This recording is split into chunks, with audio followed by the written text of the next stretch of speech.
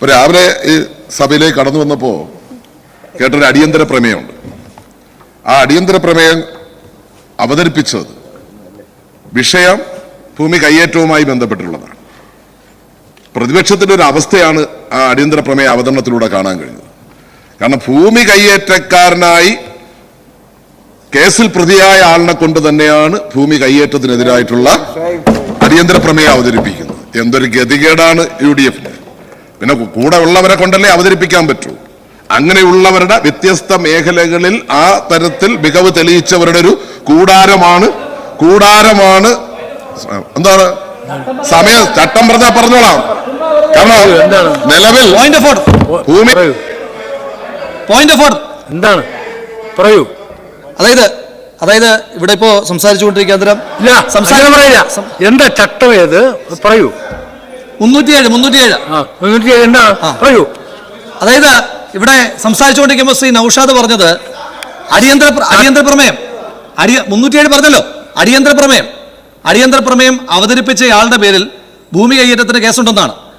ഇന്ന് അടിയന്തര പ്രമേയം അവതരിപ്പിച്ചത് ശ്രീ മാത്യു കുൽനാടനാണ്. അദ്ദേഹത്തിന്റെ പേരിൽ കേസുണ്ട് എന്ന് പറഞ്ഞാൽ ആ കേസ് നമ്പർ ഒന്ന് പറഞ്ഞാൽ മതി. രേഖയിലുണ്ടാകാൻ പാടില്ല. പരിശോധിക്കല്ല പറയാം. കേസിന്റെ നമ്പർ പറയാം. അഴിമതി നിരോധന നിയമപ്രകാരം BC 3/2024 ഇടുക്കി പോരെ. കേസ് നമ്പർ ഉൾപ്പെടെയുണ്ട്. അല്ല, അപ്പോ ഞാൻ പറഞ്ഞ എത്തിച്ചേർന്നിട്ടുള്ള സ്ഥിതിവിശേഷമാണ് സർ. UDF എത്തിച്ചേർന്നിട്ടുള്ള സ്ഥിതിവിശേഷമാണത്. ഒന്ന് കഴിഞ്ഞു. അങ്ങനെ അനുവദിക്കാൻ കഴിയില്ല സർ. എന്റെ പ്രസംഗം തടസ്സപ്പെടുത്തണ്ട. 280 പറഞ്ഞിട്ടുണ്ട് സർ. എന്തെങ്കിലും അസംബന്ധവും അറിയാൻ പാടില്ലാത്ത കാര്യം എന്ത് വിവരക്കേടും വിളിച്ചു പറയാൻ ആരെങ്കിലും ഏൽപ്പിക്കാൻ പറയുന്നത്. ഇവിടെ പ്രസംഗ സമയത്ത് എന്റെ പേര് പരാമർശിച്ച് പറഞ്ഞത് എന്റെ പേരില് ഭൂമി കയ്യേറ്റത്തിന് കേസുണ്ടെന്ന്. മിനിമം അഭിഭാഷകനൊന്നും അല്ലെങ്കിലും ഒരു MLA അല്ലേ. ഭൂമി കയ്യേറ്റ കേസിൽ ഏത് കേസ് എടുക്കണം എന്നുള്ള ആദ്യം മനസ്സിലാക്കണം. അതിന് ലാൻഡ് കൺസർവൻസി പ്രകാരം LC കേസ് ഇവിടെ വിളിച്ചു പറഞ്ഞതാ കേസാ. ഞങ്ങൾ ഇവിടെ ഇരിക്കുന്ന ധാരാളം പേര്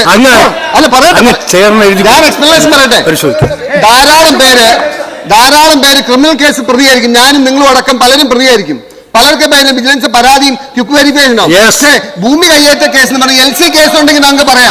എന്റെ പേരില് ഭൂമി കയ്യേറ്റത്തിന് കേസില്ല. അങ്ങനെ ഒരു പരാമർശം നടത്തിയത് വിരുദ്ധമാണ്. ലൈസൻസ് ആയിട്ട് സഭാ രേഖകൾ ഉണ്ടാകാൻ പാടില്ല.